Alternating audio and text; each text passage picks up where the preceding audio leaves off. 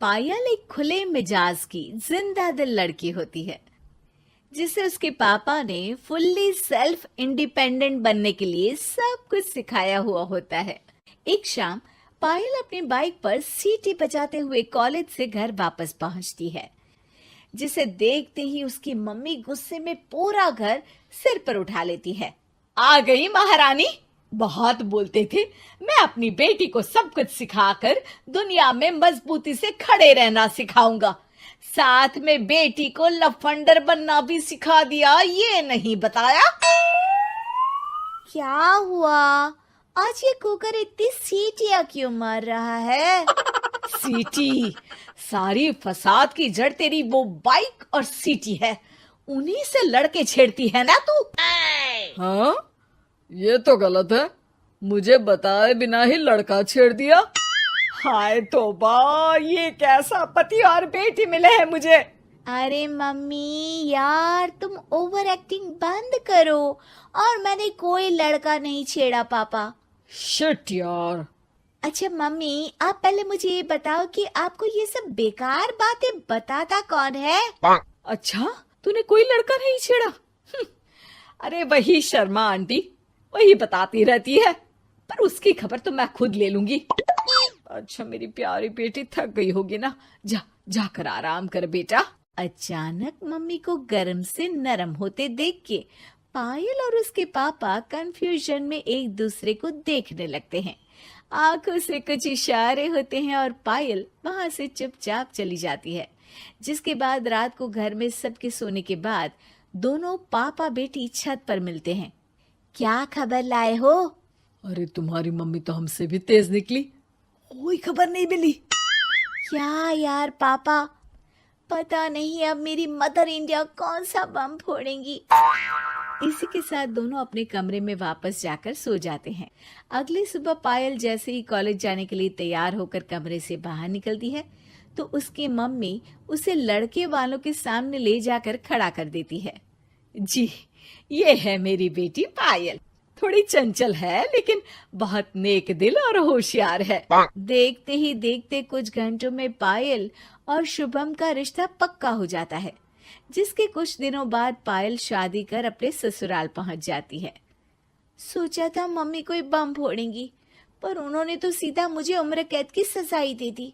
बहू, अब उम्र कैद समझो या बम, रहना तो यही है, निभाना यही है, इसलिए छिछोरी हरकतें बंद करनी होगी। है? ये आप क्या बात कर रही हो? मैंने क्या किया?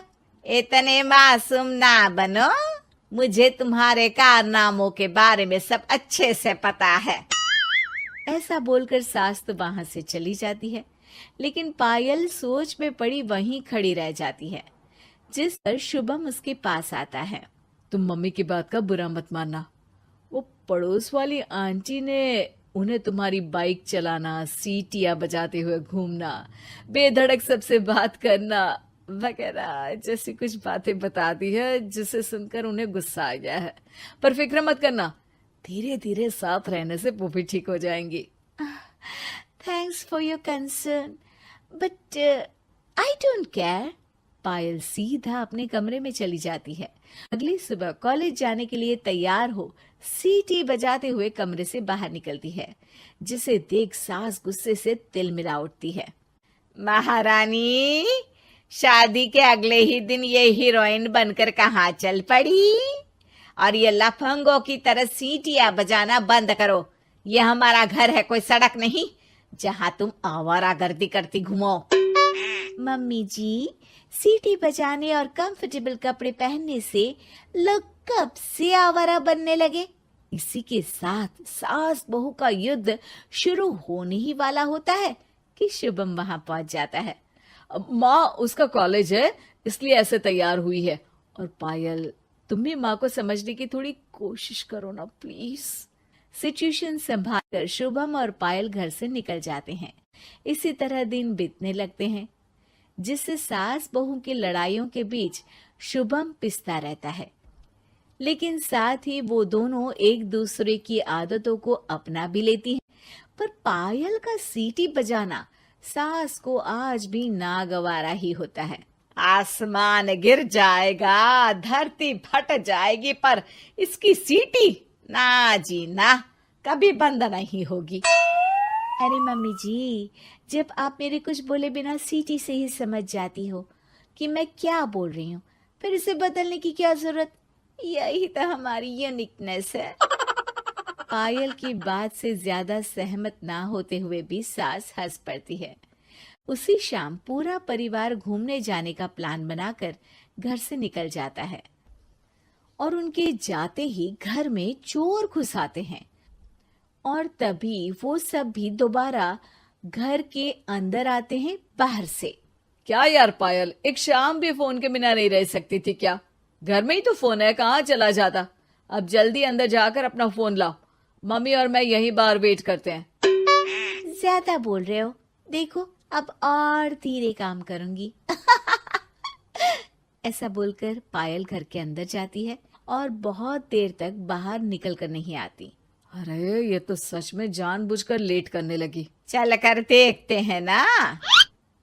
दोनों जैसे ही मेन डोर के नजदीक पहुंचते हैं, उन्हें पायल के सीटी बजाने की आवाज सुनाई देती है। हमें लेट करके खुद मजे से बैठी सीटियां बजा रही है।